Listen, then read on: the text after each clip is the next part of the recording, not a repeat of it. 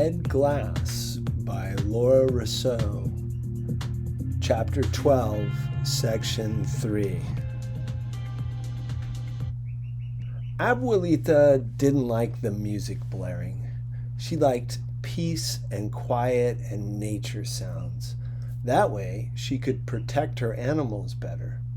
When the music wasn't playing, she could somehow hear when a hawk was about to dive to capture a chicken, and then she'd run outside whooping to scare the hawk. Whoosh! Whoosh! She was protective of Pablo, too.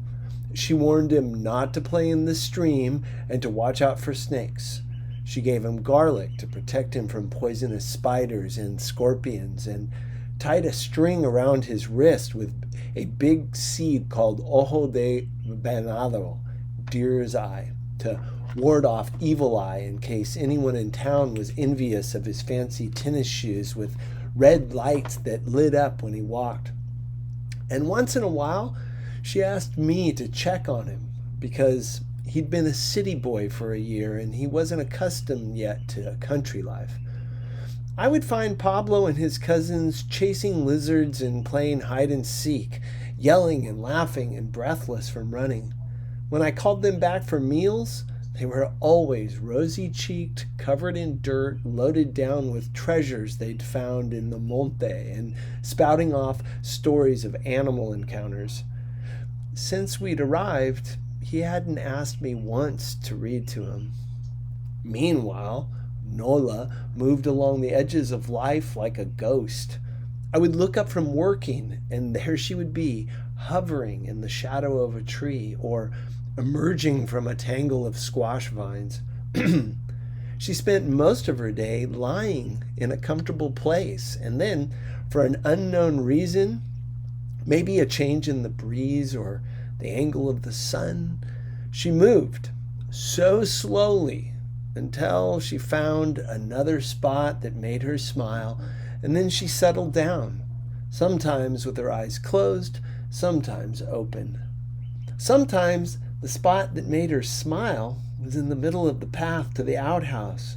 "Oh, perdón," I said the first time I nearly stepped on her. Her eyelids fluttered open and she laughed. She didn't use the outhouse herself. On her way from one lying down place to another, she'd just crouch down and bunch her skirt around her knees for half a minute and then get up and keep walking. The first few times, I thought she was looking at a special flower or a little animal, and I strained to see until I realized that she was peeing under her skirt. How would it feel to have such an utter lack of self-consciousness, such a complete at-homeness in the world?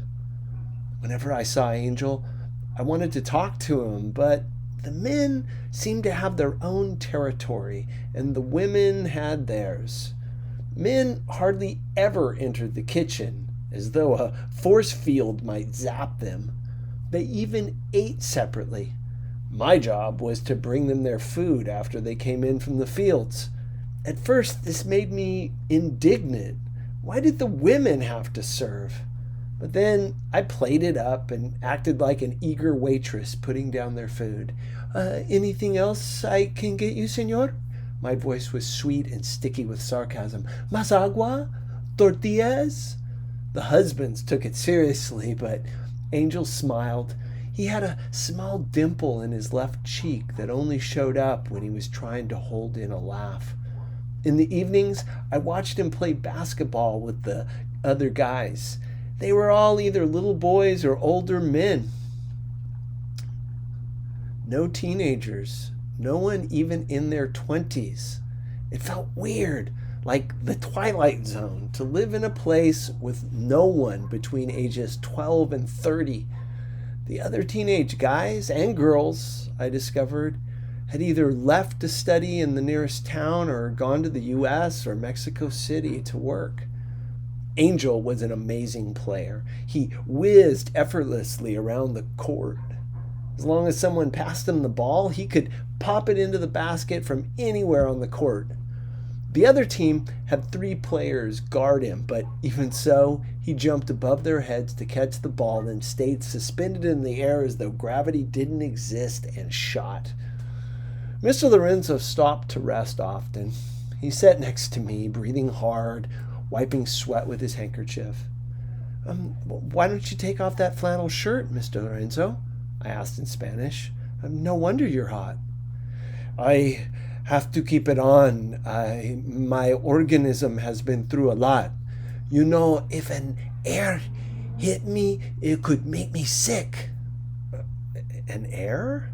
Like a cold wind, a cold evil wind. Oh. Before the violencia in my country, I could wear t-shirts. But now, you see, I always have to protect myself against the airs. This didn't make much sense to me, but then again, neither did Dika's glass. Mi hijo es muy bueno. My son is good, no? Incredible, I said. How come he's not on the basketball team at school? Mr. Lorenzo shook his head. He can't go to practices. Says he needs to work after school to save money. Money for what? I asked. My son has many dreams, he sighed. All secret. He paused to watch Angel weave the ball around his opponents, leap into the air, and with one hand toss it expertly through the hoop. Mr. Lorenzo smiled. You know, he is smart too, my son.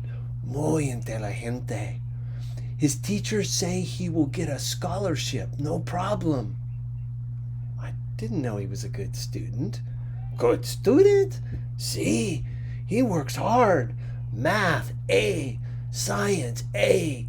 History, A. English, B. Always. Mr. Lorenzo was beaming. His hands were folded in his lap, thick, short fingers interlaced in a way that seemed modest, delicate even. This close to him, I noticed a small tear at the hem of his flannel shirt, a tear that had been mended with perfect, tiny stitches. I wanted to put my hand over his, but instead I just said, You must be really proud of him. What would Mr. Lorenzo do when Angel refused to come back? Would he stay there in Guatemala? And what about his wife? What if she was alive after all? Dika hadn't mentioned a word about this possibility. Had Mr. Lorenzo later assured her it wasn't true? Or was she in denial? I thought about the glass, the flannel shirt, the sunglasses, my limes. Was all this enough to keep us safe? Suddenly, I felt protective of Dika. True, I had my whole sack of imagined fears, but she had real fears, real traumas. I was used to being depressed. I had accepted it as part of being Sophie.